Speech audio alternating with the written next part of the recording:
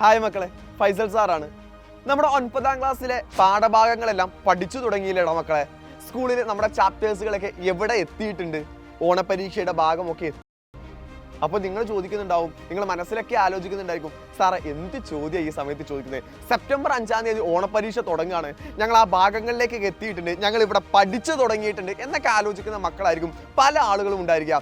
അവരോടാണ് എനിക്ക് ആദ്യം തന്നെ വളരെ ശ്രദ്ധിച്ചിട്ട് സൂചിപ്പിക്കാനുള്ള കാര്യം എന്ന് പറയുന്നത്, മക്കളെ നിങ്ങൾ ചില ചാപ്റ്റേഴ്സുകൾ എക്സാമിനേഷന് വേണ്ടി പഠിക്കണ്ട.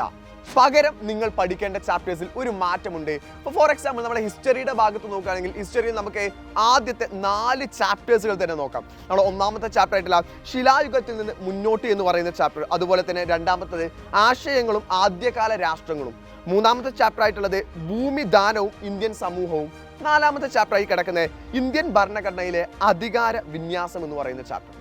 ഇതിൽ നിങ്ങളിപ്പോൾ വിചാരിക്കുന്ന കാര്യം എന്ന് പറയുന്നത് ആദ്യത്തെ 3 ചാപ്റ്റേഴ്സാണ് എക്സാമിനേഷൻ ഉണ്ടായിരിക്കുക എന്നുള്ളതാണ്. മക്കളെ അവിടെ മാറ്റമുണ്ട്. നമുക്ക് ഫസ്റ്റ് ടൈം എക്സാമിനേഷന് വേണ്ടി ഉണ്ടായിരിക്കുക 1ാമത്തെയും 2ാമത്തെയും 3ാമത്തെ ചാപ്റ്റർ അല്ല, പകരം 4ാമത്തെ ചാപ്റ്ററാണ്.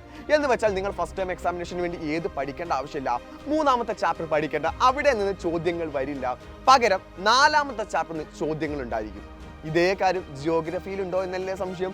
ജിയോഗ്രഫിയിലും ഇതേ കാര്യം തന്നെ ഉണ്ട്. ഇപ്പോൾ ജിയോഗ്രഫിയിലെ നമ്മുടെ 4 ചാപ്റ്റേഴ്സ് പറയുകയാണെങ്കിൽ, ഒന്ന് ലോകത്തിന്റെ നെറുകയിൽ എന്ന് പറയും, 2ാമത്തെ വിശാല സമതല ഭൂവിൽ, 3ാമത്തെ ചാപ്റ്റർ ആയിട്ടുള്ള ഭൗമചരിത്രം ഉറങ്ങുന്ന പീഠഭൂമി എന്ന് പറയുന്ന ചാപ്റ്റർ, 4ാമത്തെ ചാപ്റ്റർ മാനവ വിഭവശേഷി രാഷ്ട്ര പുരോഗതിക്കായി എന്നുള്ളത്.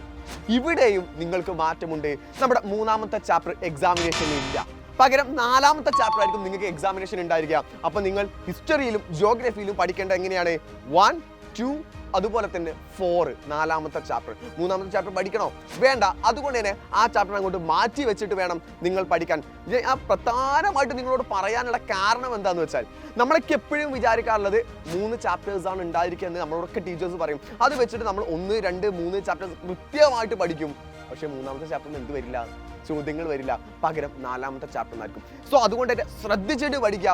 ഒരാൾക്ക് പോലും 1 മാർക്ക് പോലും മിസ്സാവാതിരിക്കാൻ വേണ്ടിയിട്ടാണ് എത്രയും നേരത്തെ ഈ ഇൻഫർമേഷൻ നിങ്ങളിലേക്ക് പാസ് ചെയ്ത്. സോ മക്കളെ അടിപൊളിയായിട്ട് പഠിക്കടാ. നിങ്ങളുടെ കൂടെ സൈലമുണ്ട്, സൈലത്തിന്റെ കൂടെ ഞങ്ങളുണ്ടാ.